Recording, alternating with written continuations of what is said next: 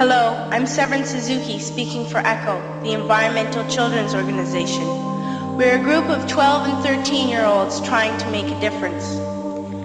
Vanessa Seti, Morgan Geisler, Michelle Quigg, and me. We've raised all the money to come here ourselves, to come 5,000 miles to tell you adults you must change your ways.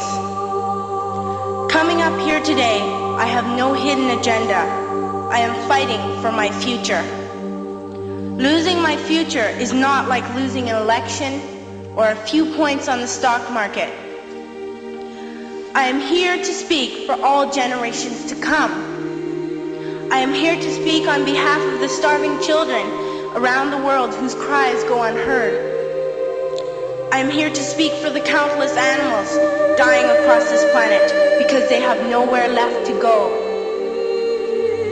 I am afraid to go out in the sun now because of the holes in our ozone. I am afraid to breathe the air because I don't know what chemicals are in it.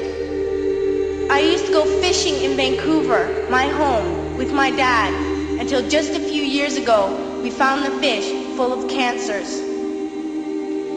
And now we hear of animals and plants going extinct, every day vanishing forever. In my life, I have dreamt of seeing the great herds of wild animals, jungles and rainforests full of birds and butterflies. But now I wonder if they will even exist for my children to see.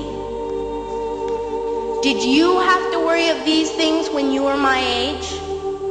All this is happening before our eyes, and yet we act as if we have all the time we want and all the solutions. I'm only a child and I don't have all the solutions. But I want you to realize, neither do you. You don't know how to fix the holes in our ozone layer. You don't know how to bring the salmon back up a dead stream. You don't know how to bring back an animal now extinct. And you can't bring back the forest that once grew where there is now a desert.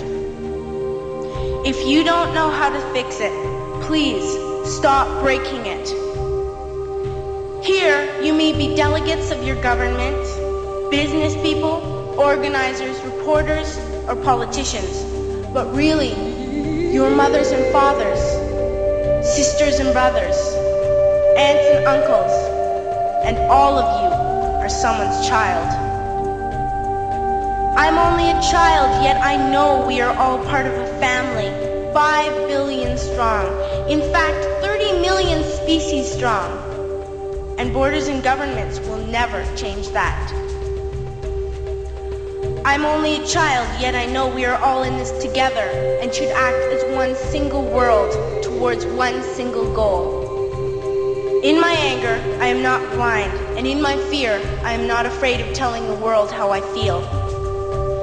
In my country, we make so much waste. We buy and throw away, and yet northern countries will not share with the needy. Even when we have more than enough, we are afraid to share. We are afraid to let go of some of our wealth. In Canada, we live the privileged life, with plenty of food, water, and shelter. We have watches, bicycles, computers, and television sets. The list could go on for 2 days. 2 days ago, here in Brazil, we were shocked when we spent time with some children living on the streets. This is what one child told us. I wish I was rich.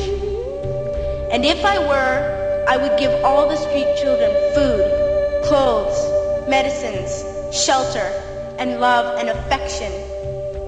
If a child on the streets who has nothing is willing to share, why are we who have everything still so greedy? I can't stop thinking that these are children my own age, that it makes a tremendous difference where you are born. That I could be one of those children living in the favelas of Rio.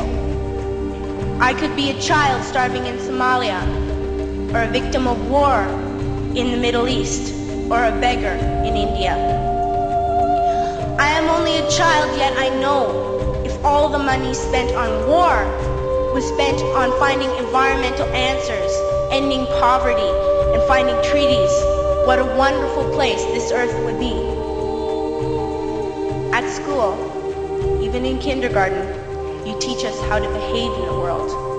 You teach us not to fight with others, to work things out, to respect others, to clean up our mess, not to hurt other creatures, to share, not be greedy. Then why do you go out and do the things you tell us not to do? Do not forget why you are attending these conferences, who you're doing this for. We are your own children. You are deciding what kind of world we are growing up in. Parents should be able to comfort their children by saying, everything's going to be all right. It's not the end of the world, and we're doing the best we can. But I don't think you can say that to us anymore. Are we even on your list of priorities? My dad always says, you are what you do, not what you say. Well, what you do makes me cry at night. You grown-ups say you love us, but I challenge you, please, make your actions reflect your words. Thank you.